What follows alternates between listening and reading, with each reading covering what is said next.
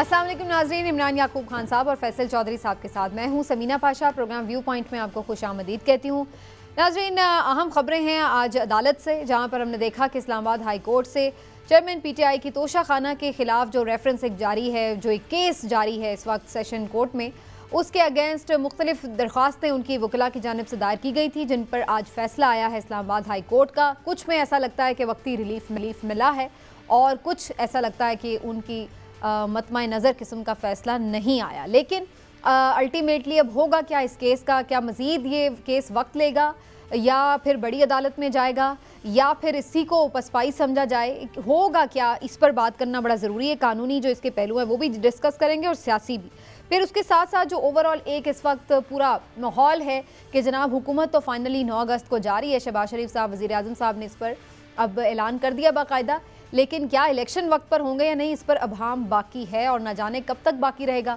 अभी तक तो हमें ये नज़र आ रहा है कि मुख्तलिफ मरदमशुमारी के कभी मामलात सामने आ रहे हैं और कभी कुछ दीगर मसाइल जिनको लेकर के ऐसा लग रहा है कि शायद इंतखाबात अभी वक्त पर नहीं हो सकेंगे। तो इस सिलसिले में क्या क्या चीज़ें हैं उसके ऊपर बात करेंगे। और जाते जाते हुकूमत जो उजलत में एक तूफ़ानी रफ्तार से कानून साजियाँ कर रही है, बग़ैर लिखे पढ़े और इवन कोरम भी पूरा नहीं होता और कानून पास हो रहे हैं, तो ये सब क्या बता रहा है और क्यों ऐसा किया जा रहा है, इस पर भी बात होगी आज के प्रोग्राम में। आप सबको खुशामदीद कहती हूँ। पहले मैं चलूँगी इमरान साहब की तरफ। इमरान साहब, इसके जो कानूनी पहलू हैं वो तो यकीनन अभी चौधरी साहब भी हमें दस्तयाब हैं और हम कोशिश करेंगे मज़ीद भी इस पर कुछ कानूनी राय हासिल कर सकें। लेकिन मैं आपसे इसके जो एक अखलाकी और एक पॉलिटिकल पहलू उस पर ज़रूर बात करना चाहूँगी। एक तासुर ये बनाया जा, जैसे अता तारड़ साहब भी अभी फरमा रहे थे और जनरली भी ये बात कही जा रही है कि टेक्निकलिटीज़ के पीछे क्यों छुपा जा रहा है। एक चीज़ है आप उस चीज़ को डिक्लेयर कर दें, लेकिन दूसरी तरफ का मौक़िफ़ ये है कि जी जो ट्रायल जिस अंदाज से हो रहा है वो फेयर ट्रायल नहीं है। तो आपके ख़्याल से क्या ये एक तासुर बनाने में कामयाब हो गए हैं वकला PTI के कि ये फेयर ट्रायल नहीं हो रहा? बिस्मिल्लाहिर्रहमानिर्रहीम। समीना, देखें, मुझे तो ये लगता है ज़ाती तौर पे कि तोशा खाना केस में आज जो इस्लामाबाद हाई कोर्ट का फैसला आया है उससे लेवल क्या है, हाँ, उस पे PTI के चेयरमैन को वक्ती रिलीफ तो कुछ मिल गया है, लेकिन मैं नहीं समझता कि PTI के वकला एक तासुर बनाने में कामयाब हो गए हों कि जी उनके फेयर ट्रायल जो है वो नहीं हो रहा। दूसरी चीज़ ये कि जिस तरह से आज केस को रिमांड किया गया, रिमांड से मुराद ये होता है, जो सब ज़्यादा बताएंगे, कि केस को एक तरह से आप आसान लफ्ज़ों में कह सकती हैं कि अनडू कर दिया गया है, कि पहले समझे कुछ नहीं हुआ, दोबारा नए सिरे से वो सुने। उसमें जो चेयरमैन PTI को ये शिकायत थी कि उनका मौक़िफ़ नहीं सही तरह से लिया जा रहा, या ये चीज़ें वो उन्हें दूर करने का मौका मिल जाएगा। लेकिन जो उनकी ये शिकायत थी कि ये जज साहब के हवाले से कि जी वो जज जो हैं वो बाइज्ड हैं, और उस सिलसिले में सोशल मीडिया पे ख़ास तौर पे जो पोस्ट फेसबुक की उनकी की जा रही थी, हालांकि FIA साइबर क्राइम की तरफ से ये वाज़े तौर पे बताया जा चुका है कि ऐसी कोई भी पोस्ट उन मुतल्लिका जज साहब के अकाउंट से नहीं की गई। लेकिन उसके बावजूद आपको पता है PTI एक जो है अपना बयानिया बनाने में तो माहिर हैं, तो वो उन्होंने एक ये बयानिया बहरहाल ज़रूर बना लिया है कि जी शायद वो जज साहब उस हवाले से उनकी पोस्टें भी थी। दूसरी तरफ अता तारड़ समेत जो मुखालफीन है उनका ये मामला है, वो कहते हैं जी टेक्निकी बुनियादों पर ये बचना चाहते हैं और सीधे सीधे साफ नहीं आते। तो इस पर मैं ये ज़ाती तौर पर समझता हूँ कि साहब हों या कोई भी हो, जब वकला केस के लिए जाते हैं तो वो हर पहलू जो टेक्निकी हो, कानूनी हो, इखलाकी हो, वो अपने क्लाइंट को बचाने के लिए हर वो पहलू आजमाते हैं कि जिससे वो टाइम गेन कर सकें या चीज़ों को लिंगर ऑन कर सकें या अपने क्लाइंट को बेगुनाह साबित कर सकें।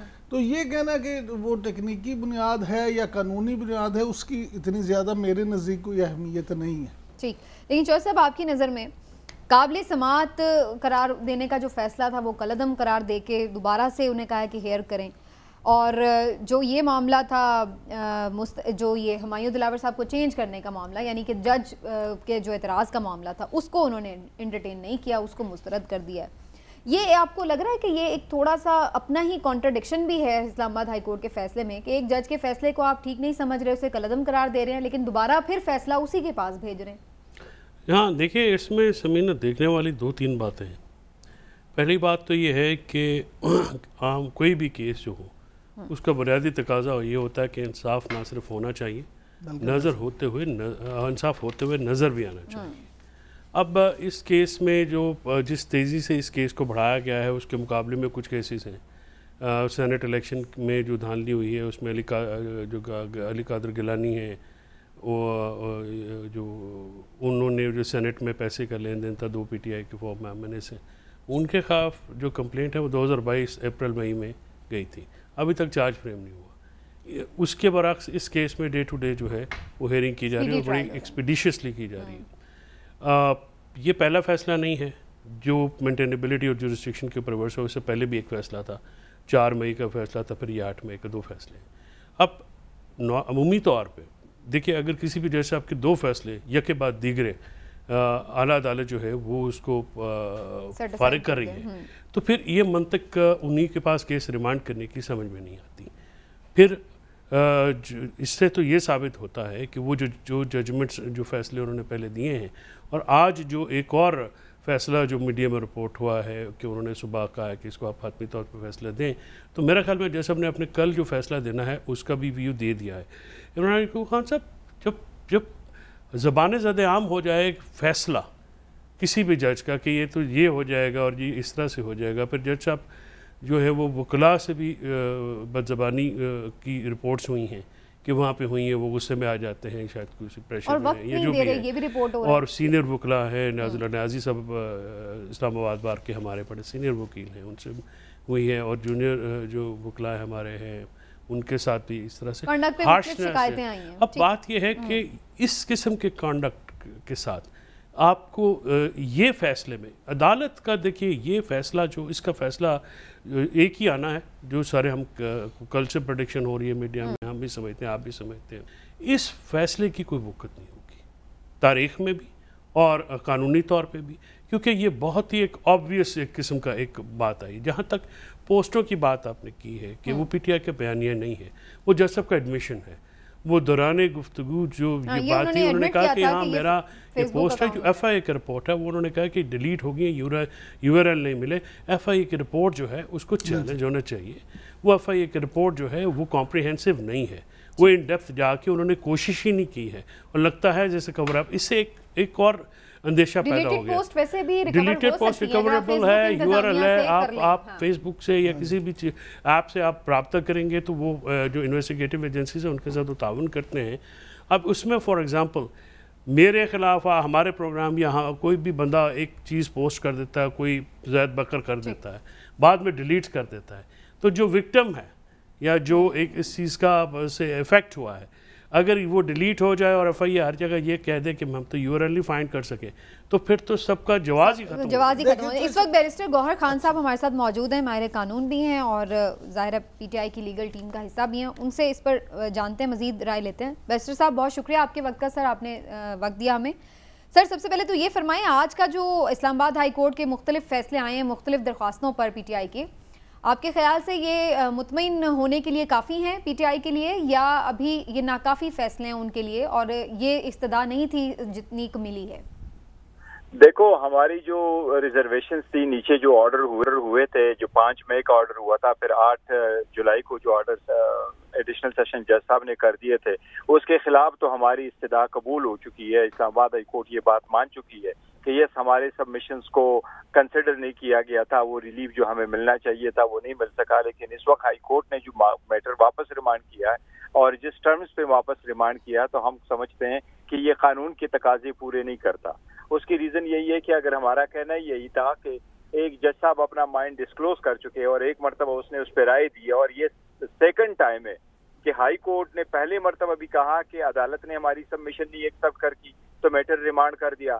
रिमांड के बाद भी हाई कोर्ट ने वापस रिमांड कर दिया कि ये आप बाकी भी सबमिशंस आप कर ले, तो ये उस जज साहब के पास नहीं जाना चाहिए था, किसी और जज के पास जाता, क्योंकि ये बाइस का इशू नहीं है, ये अदरवाइज एक इशू है कि सुप्रीम कोर्ट हमेशा मैटर उस जज को रिमांड करती जिसने पहले वो केस न सुना हो, ताकि इंसाफ के तकाजे पूरे हो।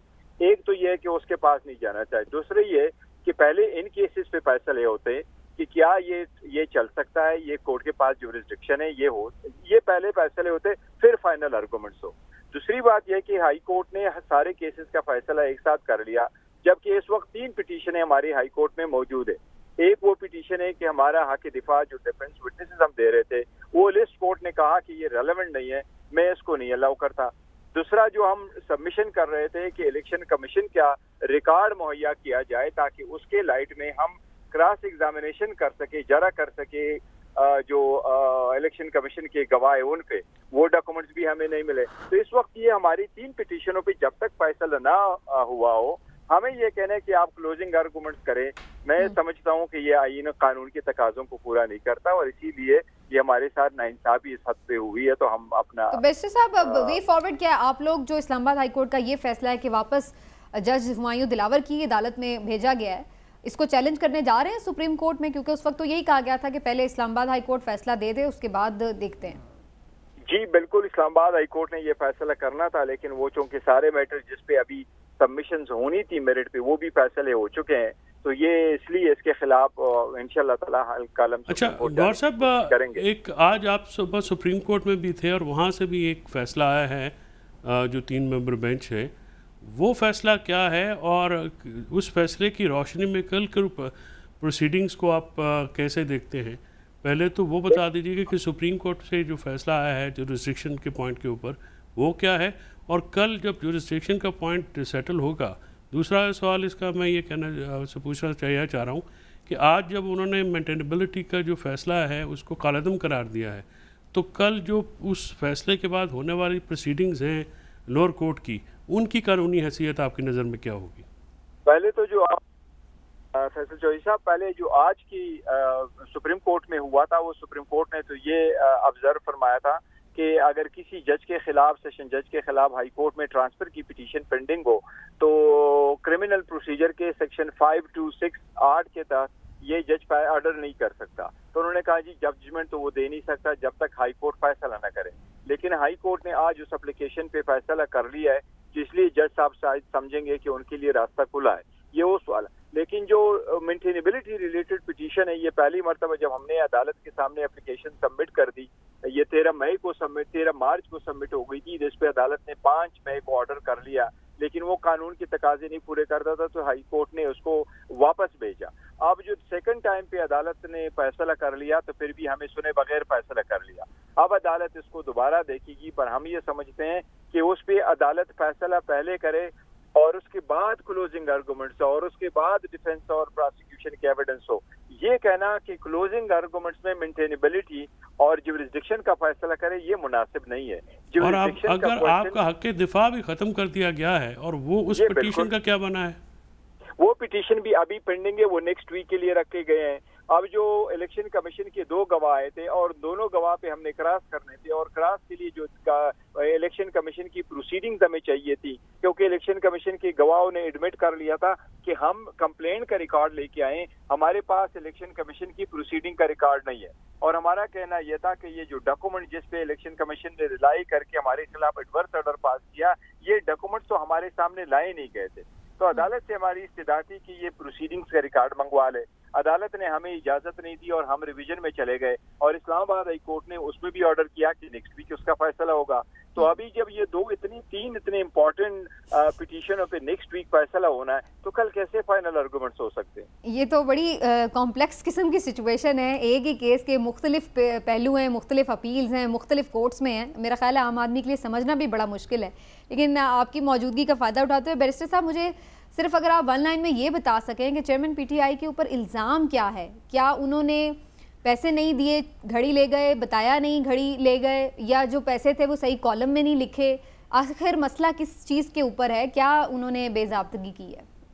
हम समझते हैं कि हमने पारे जो इस वक्त अदालत में चार्ज लगा है, वो चार्ज यही है कि जो एसेट्स का फॉर्म भरते हैं, फॉर्म बी, उसमें एसेट्स एंड लायबिलिटी को 2018-19 की में नहीं दिखाया गया है। और हम कहते हैं कि हमने एसेट्स एंड लायबिलिटी के फॉर्म में जो मेरे एसेट्स है बशमूल मेरे जो गिफ्ट मिले हैं, उनका मैंने तस्करा किया हुआ है। उन जो पैसे मेरे पास आए हैं वो भी मेरे अकाउंटों में मौजूद। लेकिन 18-19 के फॉर्म में वो गिफ्ट्स कैसे लिखे जा सकते हैं? वो तो प्राइम मिनिस्टर ही बाद में बने, जो तोशाखाना से उन्होंने तहाइफ लिए हैं। तो उसके जो वो जो तोशाखाना में गिफ्ट है, चूंकि वो तोशाखाना की गिफ्ट हमारे पास थे नहीं, लेकिन जो अमाउंट आई है वो अकाउंट में मौजूद थे, और जो गवाह आए इलेक्शन कमीशन की, उन्होंने अल्हम्दुलिल्लाह इस बात को एडमिट कर लिया कि यस ये एंट्रीज वहाँ मौजूद है, और उन्होंने ये भी एडमिट कर लिया कि उनके पास कोई ऐसा डॉक्यूमेंट नहीं है जो इसको कंट्राडिक्ट करते हो, और न वो उन्होंने गवाह लेके आए।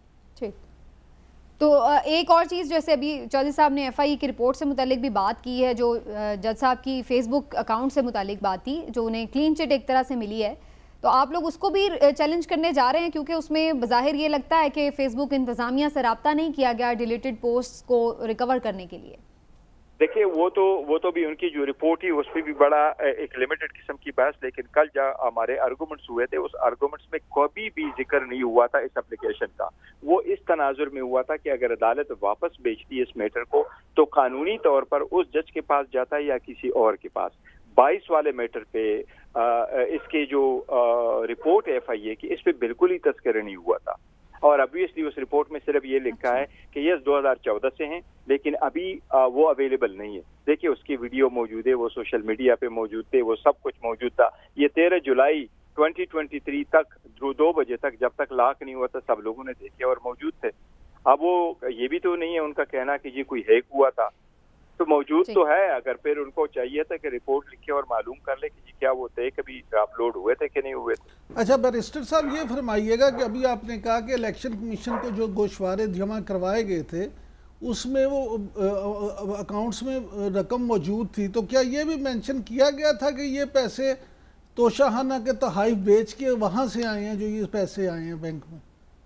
सर ये जो जरिया होता है आपने वो बताने के तोशाखाना के जरिया, यस ये बताए गए थे, और वो बताना जो फॉर्म होता है इलेक्शन कमीशन का उसमें जगह नहीं है। इसीलिए हमने कहा था कि 31 दिसंबर को मैंने आपके साथ फॉर्म फाइल किया था, और 9 दिसंबर को मैंने इनकम टैक्स में फॉर्म फाइल किया था, और मैंने वहाँ दिखाया था कि यस 5 करोड़ 80 मेरे पास आया है, 2 करोड़ 15 मैंने उसको खरीदे थे, और 95 लाख मैंने उस पर टैक्स दिया है, और बैलेंस मेरे अकाउंट में आया है। तो A to Z हमने उसमें उसके जो है एंट्रीज मौजूद है।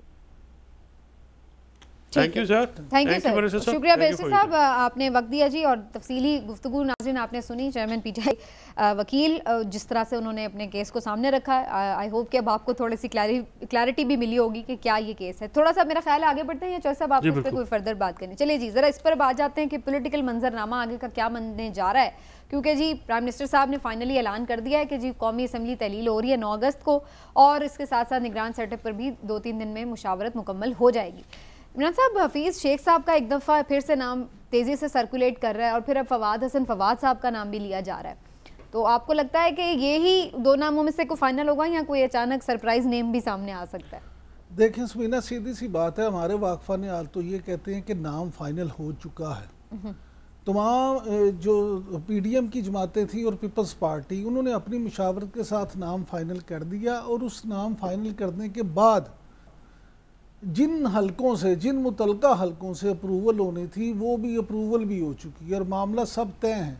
लेकिन सिर्फ एक क्यूरियोसिटी को कायम रखने के लिए और एक सस्पेंस रखने के लिए वो नाम अनाउंस नहीं किया जाए। अच्छा, हाँ जी, तमाम जमातों ने इवन इस पे राजा रियाज साहब जो हैं उनकी भी मीटिंग हो चुकी है, वो भी उस पे हैं, लेकिन एक जो तो अब ये क्यूरियोसिटी आपने भी बरकरार रखनी है कि कोई नाम बताना है? नहीं, ये अभी किसी को भी नहीं पता। अच्छा, ये जो सिर्फ चंद लोग हैं, ये वज़ीर आज़म मियाँ शहबाज शरीफ और उनके कायद मियाँ नवाज शरीफ, आसफ अली जरदारी साहब, और नहायत अहम शख्सियत, इन 4 लोगों के अलावा किसी को ये नाम नहीं पता। लिहाजा ये क्या सराइयाँ ज़रूर हैं कि कौन है क्या है, लेकिन जिसने बनना था इक़्तिदार का उम्मा जिसके सर बैठ रहे हैं, वो उसे भी बता दिया गया है, और इन लोगों ने ये सारा फैसला कर लिया। लेकिन चौधरी साहब, फिर ये जो बात हो रही थी कि किसी सियासतदान को बनाया जाए, तो आपको लगता है ये जंग अब ख़त्म हो गई है और अब अल्टीमेटली सब एक नाम पर मुत्तफिक हो जाएंगे, भले वो सियासतदान? जंग थी किसके साथ, पहले तो ये बताएं,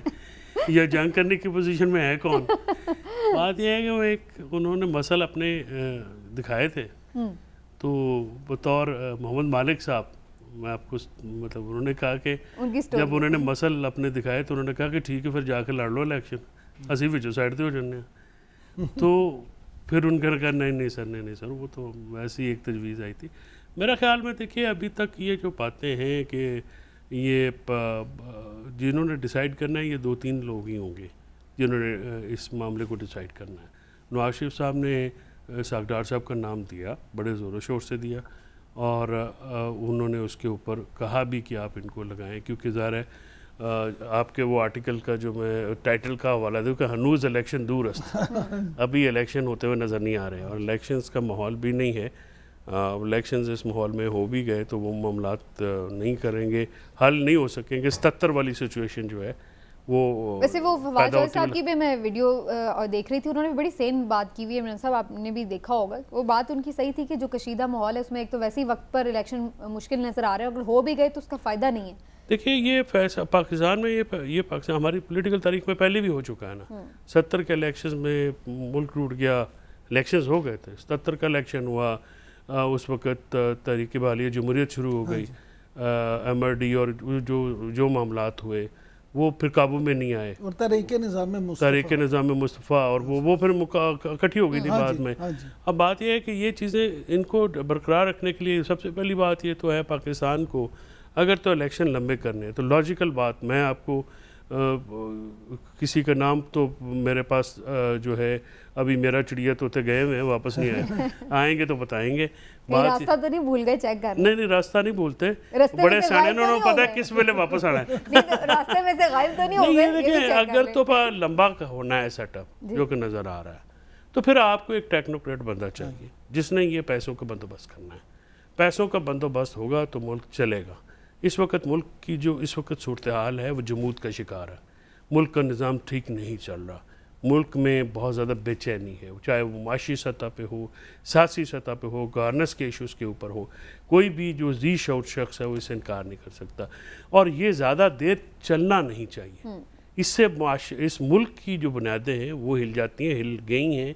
इसको ज़्यादा फौरी तौर पे एड्रेस करने की ज़रूरत है। स्टेबिलिटी के लिए जो भी पॉइंट हैं, जो साहिबान इक़्तिदार हैं, मुक़्तदर जो हल्के हैं, सबको अपने अपने वो कहते हैं ना कि शेल तोड़ के बाहर आना पड़ेगा और कोई ना कोई ऐसा हल फौरी तौर पे लाना पड़ेगा जिससे मुल्क ये बात सही है। लेकिन एक बात को ज़हन में रखें कि जो मौजूदा अगर आप देखें तो हफीज़ शेख साहब और फवाद हसन फवाद साहब के जो नाम हैं, तो फवाद हसन फवाद साहब जो हैं वो इस वक्त नाम तो उनका अचानक आया है, लेकिन उस अचानक नाम में वो हफीज़ शेख साहब से ज़रा ऊपर हैं। अच्छा।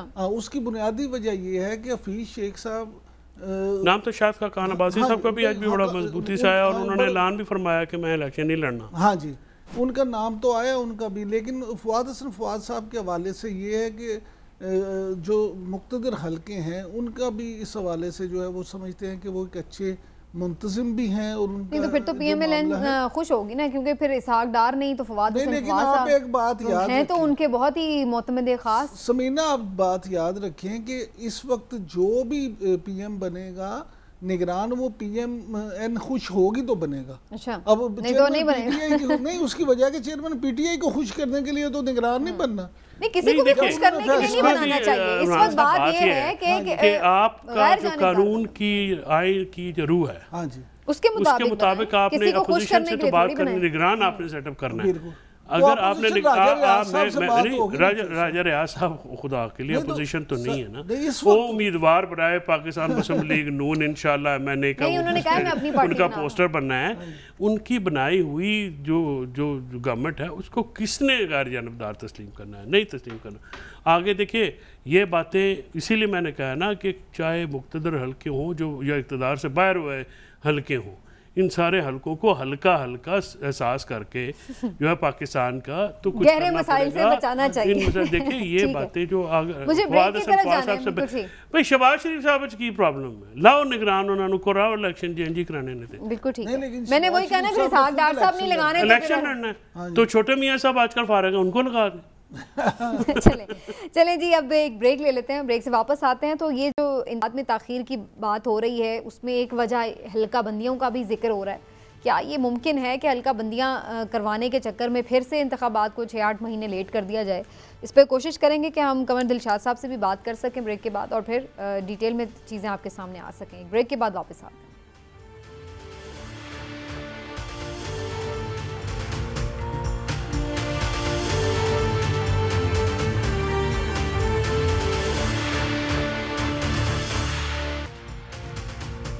जी वेलकम बैक नाज़रीन। इलेक्शन के इल्तवा की बात हो रही है। शहबाज शरीफ साहब ने यह भी बात की है कि जनाब नई मरदमशुमारी पर ही होंगे, और कल जब बात होगी मफादात काउंसिल में, मुश्तरका मफादात काउंसिल में, तो देखना होगा कि नोटिफिकेशन के इजरा पर इत्तफाक तमाम जमातों का अगर हो जाता है नई मरदमशुमारी के, तो फिर तो इलेक्शन कमीशन को वाकई हल्का बंदियाँ नहीं करनी पड़ेंगी इंतखाबात में जाने के लिए।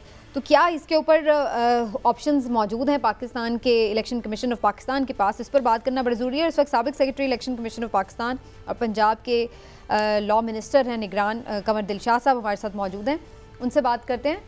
अच्छा जी, अभी उनसे रब्ता हमारा मुनक़ता हो गया, लेकिन इमरान साहब आपकी इस पर क्या राय है कि जो नई मरदमशुमारी का मामला आ रहा है, आपको लगता है कि पीपल्स पार्टी इस पे मान जाएगी? क्योंकि अभी तक तो उन्होंने इसके ऊपर थोड़ा अपने तहफ़्फ़ुज़ात का इज़हार किया था।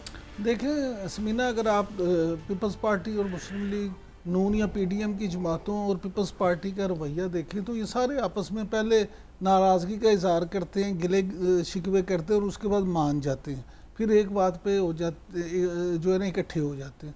मुझे लगता है इस पे भी हो जाएंगे। अच्छा। अगर ये फैसला इन्होंने कर लिया है कि इंतखाबात जो हैं वो अभी फौरी नहीं करवाने, तो फिर बुनियादी इनके पास एक ही उसकी वजह बनती है कि ये मरदमशुमारी नहीं है, उस पर सब मुत्तफिक हो जाएं और उसके बाद कहें जी बिल्कुल ठीक है मरदमशुमारी होगी और इलेक्शन फौरी होने चाहिए। लेकिन इलेक्शन कमीशन जो है फिर वो अगर फैसला कर ले और वो इनसे कहे कि नहीं जी अब तो इलेक्शन नहीं हो सकते, गंडासा निकाल ले कि नई हल्का बंदियाँ होंगी और उसमें 6 महीने तो कम से कम लग जाएंगे, ठीक है, तो उन 6 महीनों में फिर ये देखेंगे हल्का बंदियाँ हो जाएंगी, फिर उसके बाद कोई और वजह हो जाएगी, तो इलेक्शन जो हैं वो शायद उस तरह से लेट हो, ताख़ीर। लेकिन आईनी तौर पर इसकी क्या पोजीशन है चौधरी साहब कि क्या एक तो ये भी वजह है, जिस तरह मैं देख रही थी कि आर्टिकल है आइन का 51 भी जिसके तहत हल्का बंदियों की तादाद भी 7 है, तो क्या ये फिर भी पाबंदी होगी कि उसको पहले तरमीम की ज़रूरत होगी? इसमें जो तरीक़ाकार है आइन के मुताबिक आर्टिकल 51 दफ़ा 51 जो है 51 जो है आइन पाकिस्तान की, उसमें जो है कौमी असम्बली की और फिर सूबाई असम्बली की रिस्पेक्टिवली 104 या 105 है, उसमें उन्होंने हर सूबे की आर्टिकल 51 में नशिस्तें दी हुई हैं कि इतनी नशिस्तें फ़लाँ के पास होंगी, इतनी नशिस्तें फ़लाँ सूबे के पास होंगी। आर्टिकल 51(3) में ये है और आर्टिकल 51(5) में ये है, और ये मैंडेटरी होता है कि जो लास्ट पब्लिश जो सेंसस है यानी मरदमशुमारी जो कि ऑफिशियली पब्लिश हो, उसके ऊपर जाके जो है वो हल्का बंदियाँ नहीं हो, और हल्का बंदियाँ जो है जो होंगी उसके तहत ही फिर इलेक्शन करा। लेकिन जो सब मेरा सवाल भी साथ ले, क्या ये मुमकिन है कि नोटिफाई तो हो जाए नई मरदमशुमारी लेकिन हल्का बंदियाँ ना हो, इलेक्शन पुरानी हल्का बंदियों पे? बिल्कुल ये हो सकता है। हाँ जी, ठीक है। चलिए इस पे एक मजीद हम एक्सपर्ट ओपिनियन भी ले लेते हैं। कमर दिलशाह साहब हमारे साथ मौजूद हैं, साबिक secretary election commission of Pakistan. Qamar Dilshah साहब, thank you so much sir, आपने वक्त दिया हमारे प्रोग्राम के लिए।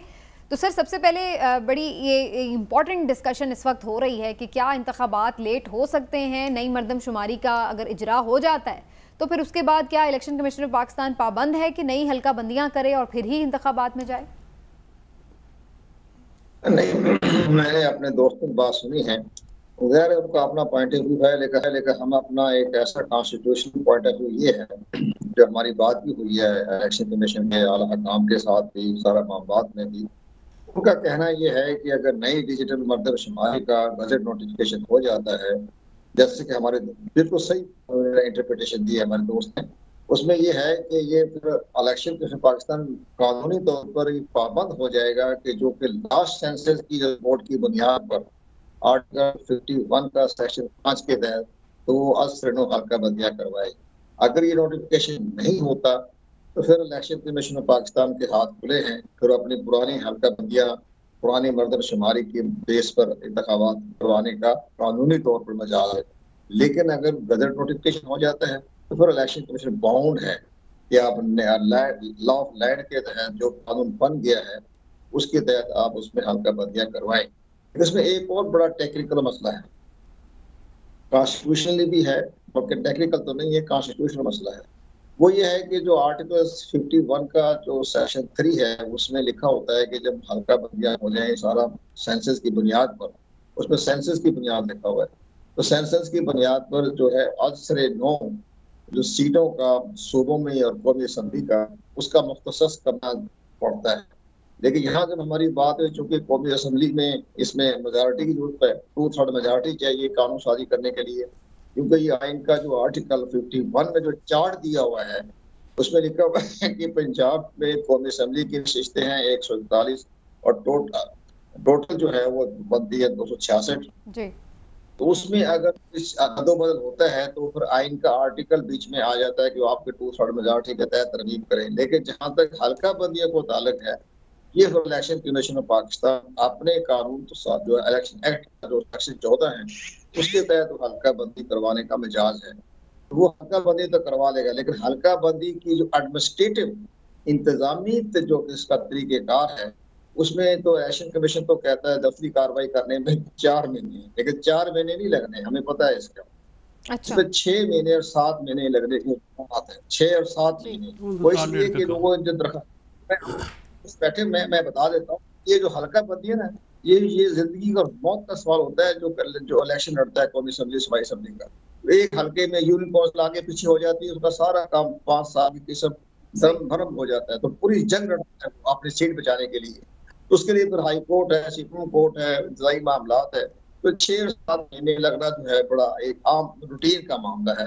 तो अगर ये हल्का बंदियां करवानी पड़े तो इलेक्शन फरवरी के दूसरे हफ्ते में होने के इम्कान है, इससे पहले नहीं हो सकेगा। अच्छा कमर दिलशाद साहब, ये फरमाइएगा कि अगर नोटिफाई हो जाता है तो जैसे आपने बताया कि जी कानून तो ये कहता है आईनी तौर पे आपको नई हल्का बंदियाँ करनी पड़ेंगी और जो 2/3 तो मेजोरिटी है नहीं और उस वक्त असम्बली भी ख़त्म हो चुकी होगी, तो फिर किस तरह से फिर ये नशिस्तों का तयन कैसे होगा और फिर आइन की पासदारी कैसे होगी? आइन की पासदारी जो सीटों की जो मुख्तसस करने वाली बात है उसको ये फिलहाल नजरअंदाज कर दें। अच्छा। वो सिर्फ हल्का बंदी तक अपने आप को महदूद रखेंगे जी, हमने हल्का बंदी करवा दी, बाकी सीटें 4-5 हैं वो उसमें पंजाब की सीटें जानी है, बलूचिस्तान को जानी है। लेकिन जो मर्दम शुमारी के जो बजट नोटिफिकेशन होगा, जो रिजल्ट आएगा, मुमकिन है ये नौबती ना आए और वो जो है सीटें बरकरार रहे, ऐसी कोई आबादी की कोई ऐसा ना हो कि जिसकी बलूचिस्तान को सीटें देनी, मुमकिन है कि ना हो सके। जब ये रिपोर्ट आएगी की, उसमें मुमकिन है कि आबादी की लिहाज से कोई ऐसी सीटों पर धर्म करना ना पड़े। लेकिन आप ये बताओ ना, आप बैठे हुए अच्छे लोग, याकूब साहब, इमरान याकूब साहब है, तो उसमें सबसे बड़ी बात ये आप ये देखें कि जनाब 266 कौमी असम्बली की नशिस्तें हैं जिनके हल्का बंदी करनी है और 593 सूबाई असम्बली की नशिस्तें हैं। तब 4 महीने में कैसे हो सकती है? ये एडमिनिस्ट्रेटिव प्रॉब्लम है, डिमार्केशन करवानी है, नक्शे मंगवाने हैं, वो सब चीजें देखनी पड़ेगी। तो ये 4 महीने तो ऐसी एक रस्मी सी कार्रवाई होती है, तो फिर 7-8 माह लग जाते हैं। कमर दिलशाद साहब, ये जो निगरान हुकूमत आएगी उसका भी फिर पूरा टेन्योर लंबा हो जाएगा, तो ये फिर एक और आइन शिकनी नहीं हो जाएगी? क्योंकि निगरान हुकूमत का भी टाइम फ्रेम तो मुतय्यन है एक तरह से, तो फिर ये तो उसके ऊपर भी एक क्वेश्चन आ जाएगा। नहीं, क्वेश्चन नहीं आएगा। वो कहेंगे कि जब आर्टिकल 51 के 5 के तहत इलेक्शन कमीशन हल्का बंदियां करवा रहे हैं, हल्का बंदियों का प्रोसीजर यही है कि 7-8 महीने लेके जाएंगे, तो आइन शिकत ना हुई।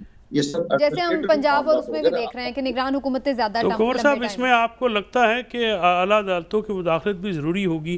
क्योंकि ये जो दोनों आर्टिकल 224 और आर्टिकल 51 की आपस में जो कॉन्ट्राडिक्टरी सिचुएशन है, ये पाकिस्तान की पहले तो हमने इस पर कोई केस लॉ भी नहीं देखा इस किस्म का, या इस वक्त की ऐसी सिचुएशन सब पहले सामने नहीं आई है।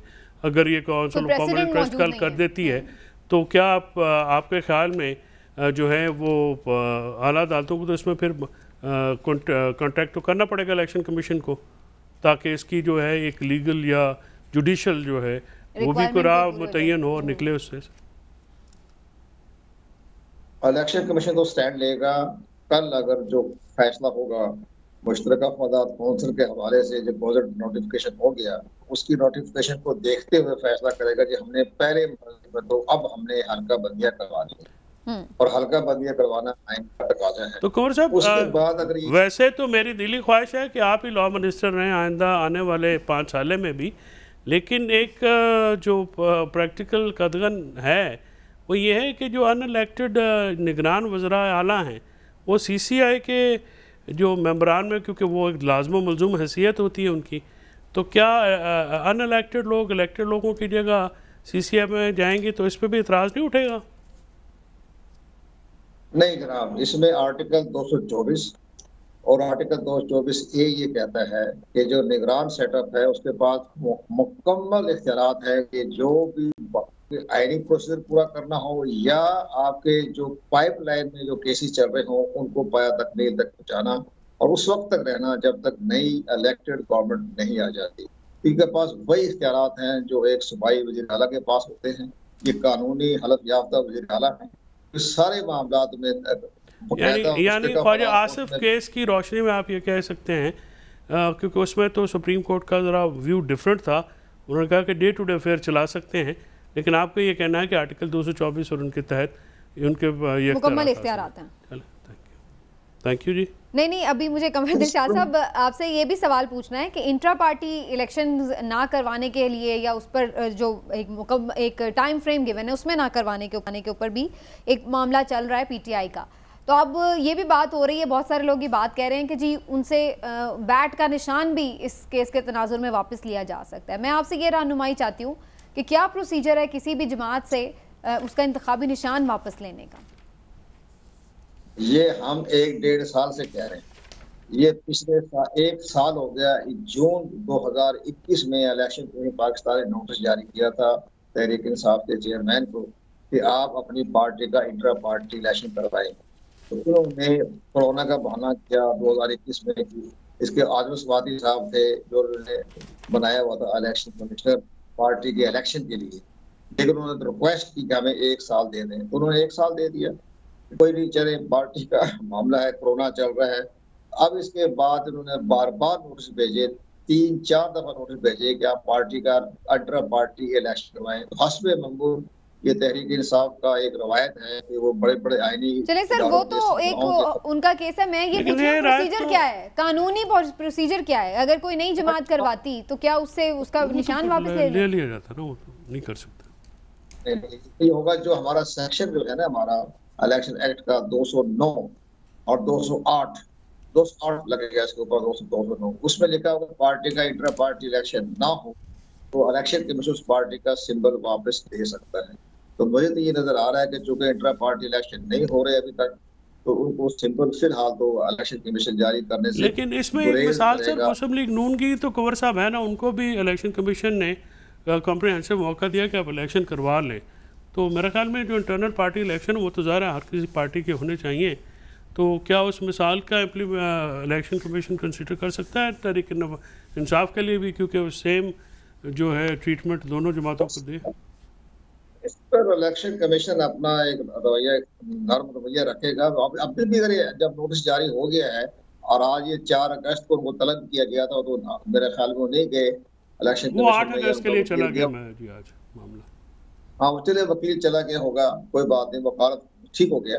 लेकिन मुमकिन है कि वो यकीन दहानी करा दें कि जी हम इंट्रा पार्टी इलेक्शन करवा रहे हैं, तो फिर पार्टी का सिंबल महफूज रहेगा। तो अभी इसमें वक्त लग सकता है। बहुत शुक्रिया आपका कमर दिलशाद साहब, आप मौजूद रहे हमारे साथ और अहम मामलात उस पर आपने अपनी राय दी। तो जनाब फ़िलहाल यही नज़र आ रहा है कि अब अगर मरदमशुमारी का कल फैसला हो जाता है कि उसको गज़ट किया जा रहा है, तो फिर तो जो इलेक्शन है वो वाकई अभी दूर नज़र आ रहे हैं, क्योंकि फिर मामला चला जाएगा हल्का बंदियों की तरफ। तो चॉइस साहब, अब आपका पॉइंट ऑफ व्यू मैं इस पर ज़रूर जानना चाहूँगी। जो आपने सारी गुफ्तगू भी सुनी है, इसका मतलब तो ये हुआ कि ये जो मरदमशुमारी कराई गई थी, तो ये उस वक्त से ही जहन में कहीं ये प्लानिंग हो सकती है कि हमें अगर इलेक्शन डिले करने पड़े तो हम इसके थ्रू ये काम भी कर सकते हैं? देखिए, इलेक्शन को डिले तो ज़ाहिर है जो इलेक्शन करवाने वाले हैं या हर किसी का एक अपने जहन में खाका होता है। इसी वजह से जो सियासी जमातें हैं उनके भी दिल में ये लगा हुआ है कि ये बात ये होती है कि एक दफ़ा तो सेटअप जब निगरान लग जाता है फिर वो एक्सटेंड होना शुरू हो जाता है, तो फिर मामलात उनके हाथ से भी निकल जाएंगे। तो ये जो है वो लड़ते लड़ते हो गई गम सबकी चोंच सबकी दुम वाला मामला जो है मुझे नज़र आ रहा है कि फिर ये इलेक्शन जो है, देखिए यही बात जो उस वक़्त शद्दोमत से की जा रही थी कि आप आइन के साथ स्टिक रहना, आइन के साथ चलना बहुत ज़रूरी होता है। अगर उस वक़्त जो है ये सियासी जमातें जो हैं ये इस बात का एहसास करती कि भाई ये मामला जो है आइन के मुताबिक किया। अब वो जैसे इमरान साहब अक्सर ये कहते हैं कि किस इखलाकी कोई जवाज़ है इनके पास, अगर 90 दिन में इलेक्शन नहीं हुआ तो 900 दिन में भी ना हो, तो उसमें कौन सा मसला है? वो जब एक आईनी हद आपने फलांग कर लिया, बिल्कुल ठीक है, जब एक इत्तेकाब हो गया है तो कंटिन्यूशन में वैसे भी समीना जो और ये मर्दमशुमारी, सॉरी मैं लास्ट जुमला सर, ये 1.5 साल से पहले, साल 1.5 से पहले मर्दमशुमारी वाला जो कटा है, फिर चैलेंज भी किया ये नहीं किसी ये खुल गया ये मामला, ये बिल्कुल बंद नहीं होगा, क्योंकि इसमें जेन्युइन इश्यूज होते हैं। बिल्कुल कुंवर दिलशाद सही कह रहे हैं कि जो इलेक्शन लड़ते हैं, हल्का बंदी किसी भी जो पॉलिटिशियन होता है उसके लिए वो जीना मरना होता है। 2 गलियों से इलेक्शनों के फ़र्क पड़ जाते हैं, यूनिकॉन्सिलों से फ़र्क पड़ जाता है, तो वो तो सुप्रीम कोर्ट तक मामला आ जाता है ऐसे। और वैसे भी हमेशा अपोजिशन में जो लोग होते हैं उनकी तरफ से तो इल्ज़ाम ये लगाया जाता है कि हल्का बंदियों को छेड़ के तो जो हमारे ये हुकूमत ने कसम खाई हुई है कि एक भी काम ऐसा नहीं रहने देना जिससे इलेक्शन फेयर होना तासुर में चला जाए। लेकिन जैसा गुजारिश ये है कि मर्दमशुमारी जब शुरू हुई थी, जो समीना ने आपसे बात पूछी थी, उस वक्त तो किसी के जहन में ये नहीं था। मर्दमशुमारी जब बार बार एक्सटेंड होती गई तो वो उससे तो फिर सर 1997 से 2018 नहीं सर, जब आप आखिरी एक ही हलकों के ऊपर इलेक्शन हुए, बिल्कुल सही, और 10 साल बाद जरूरी है, अब ये 5 साल बाद कर दिया गया। उस वक्त भी एमक्यूएम का ये 2019 में भी तो हुई थी, पीटीआई के दौर में 2017 में हुई थी। देखिए पीटीआई के दौर में भी, पीटीआई के दौर में ये इस तरह से नहीं हुआ, वो ये हुआ था, मैं आपको उसको थोड़ा बता दूं। 2017 में इलेक्शन हुआ और उस वक्त क्योंकि इलेक्शन आ गए थे तो एक 2 तारीख से आइन के आर्टिकल 51(5) में ये तरमीम की गई कि 2018 का इलेक्शन जो है प्रोविजनल रिजल्ट्स के ऊपर पे कराया जाएगा। प्रोविजनल रिजल्ट्स के ऊपर हल्का बंदियाँ हुई, उसके ऊपर इलेक्शन हुए 2018 के, और बाई इलेक्शन भी पुरानी हल्का बंदियों पे। मीनवाइल ये हुआ कि वो जो सेंसस है वो CCI में प्रेजेंट हुआ, वो ऑफिशियली पब्लिश हुआ, और उसके बाद अगस्त 2022 में एक हल्का बंदियों की एक्सरसाइज इलेक्शन कमीशन लेटेस्ट कर चुका है, जिसके नतीजे में जो नेशनल असेंबली की एक पंजाब की सीट जो स्पेशल सीट है खत्म हो रहा जी हमारा। और इमरान साहब जो आप बात कर रहे थे, मैं इसी तनाजुर में बात कर रही थी, जब आपको मालूम है कि एक ही साल रह गया है, आपको मालूम है टाइम टेकिंग है सेंसस का प्रोसेस, फिर उसके ऊपर तहफ़्फ़ुज़ात भी होते हैं लोगों के, फिर वो भी दूर होते हैं, फिर इलेक्शन कमीशन के भी मसले मसाइल हैं, तो जब आपको ये सारा अगर हमें पता हो सकता है तो उनको भी पता हो सकता है, तो एक कैलकुलेशन होती है। लेकिन बहरहाल जी देखते हैं इस मामले पर क्या होता है। मज़ीद भी कुछ अहम बातें हैं कल के प्रोग्राम में फर्दर इसको डिस्कस करेंगे। अभी प्रोग्राम का वक्त बिल्कुल ख़त्म हो रहा है, लेकिन जाते जाते एक बड़ा इंपॉर्टेंट मैसेज है जो ज़रूर आप तक कन्वे करना है। आप लोग सब जानते हैं कि पाकिस्तान वो मुल्क है जहां अभी तक भी पोलियो के कोई ना कोई केस सामने आ जाते हैं, तो हमें पाकिस्तान को बिल्कुल पोलियो फ्री अगर बनाना है तो उसके लिए ज़रूरी है कि हर दफ़ा जब भी पोलियो मुहिम स्टार्ट हो तो प्लीज़ अपने बच्चों को पोलियो से बचाव के कतरे ज़रूर पिलवाएं। और अब ये जो मुहिम चल रही है 1 अगस्त से स्टार्ट है और 5 अगस्त तक इसका आखिरी दिन है, तो जहाँ जहाँ पर भी आप लोग मौजूद हैं, सुन रहे हैं, आपके घर घर भी लोग आते हैं, पोलियो टीम्स आती हैं जो कि बच्चों को वैक्सीनेट करती हैं, उन तक भी ज़रूर बच्चों की रसाई मुमकिन बनाएं। अगर आपके पास कोई नहीं पहुंचा है तो जो करीबी आपका हेल्थ सेंटर है वहां जाकर ख़ुद इस बात को यकीनी बनाएं कि बच्चों को पोलियो के कतरे पिलवाएं, क्योंकि अगर कल बच्चे ने चलना है तो फ़ैसला आपको आज ही करना है। अगले प्रोग्राम में फिर आपसे मुलाकात होगी, अपना ख्याल रखिए, अल्लाह हाफ़िज़।